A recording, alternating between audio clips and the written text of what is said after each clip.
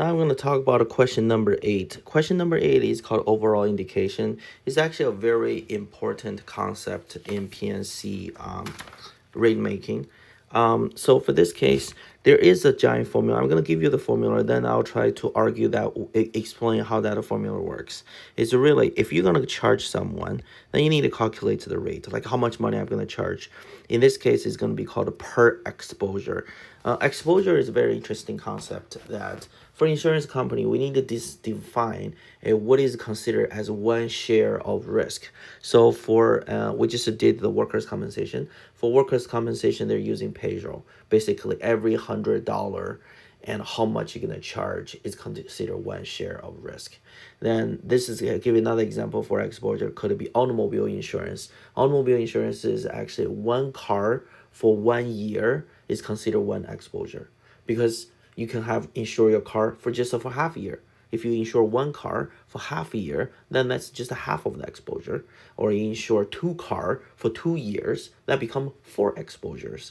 So that's what exposure really represent. So the overall function for this is rate is equal to what's called a pure premium, and multiply 1 plus LAE, loss adjusted expenses, and 1 to plus fixed expenses, we use F, then 1 minus variable expenses, and minus a profit and contingencies. That's the general formula. So let me plug in this number and hopefully make more sense. What is a pure premium? Pure premium is really the direct loss happened, like you're insuring your house, then the water heaters are broken down, or no, water heater, that's a bad example. Something like you got a flood in your basement, and then it incurs certain loss. So let's say there's a $8,000 cost, then that is considered as a pure premium or just the loss. So let's say in this case it's a $400, and plus LAE. LAE is 10% in this case. LAE is called a loss adjusted expenses. There are 2 types of LAE. We're not breaking it down here, but you should know that there's allocated loss adjusted expenses, and there's also unallocated loss adjusted expenses. For that, for example, loss adjusters. So you have a loss. Then what insurance company do? Normally they will send you what's called a claim adjuster. Some guy come over to the accident site to say, hey, what's happening? Let me give you a guess or estimate, or let me evaluate what that guy is called a loss adjuster, a claim adjuster, and you have to pay for this guy. So that's considered as a loss adjusted expenses. You have a loss that's directly related with this kind of loss, and you incur some expenses. Then there's some fixed expenses, maybe $100. I'm not sure. It could be many examples of fixed expenses, like this is just a per exposure. Every single time you have to pay. And also, let's say on the bottom is the 1 minus the variable expenses, that's 20%. And in this case, you're trying to calculate profit and the contingency, and you already know the rate is 650 because that's the government force you. You cannot charge more than that. And in that case, what is your profit? Well, you can do the math. And in this case, you could do 650 equal to, that's a 440 plus 100 and a 0.8 minus, oh, I apologize, this is a minus. Oops.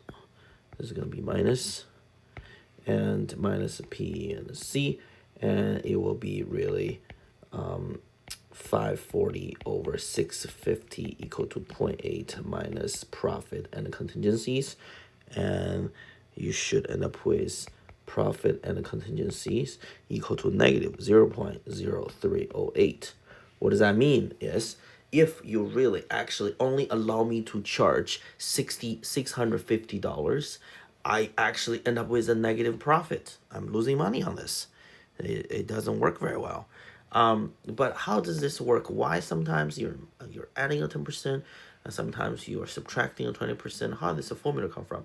So what this really means is, when you have a variable, let's say profit. You collect the $650. You're like, oh, my profit 10%. Then whenever people say I have a 10% of my premium is my profit, you use that 10% to multiply with the final premium, which is a rate in this case. That's why I end up with the multiplicative if you multiply this V and the P and C. Now, there are loss adjusted expenses. Those LAE, those are directly related with the loss. That's a concept with the loss. More loss means I need to send more people to serve you. I need to I incur more expenses, so that's associated with the cost. Then there's also fixed expenses. So there's a reason this formula is being put together, and that there are some concepts associated with the premium. There's also concept associated with the losses. But the connection here is kind of obvious that you have a loss, you have expenses, you have a profit, and all this together, you put together and can calculate your premium. That's how much we should charge.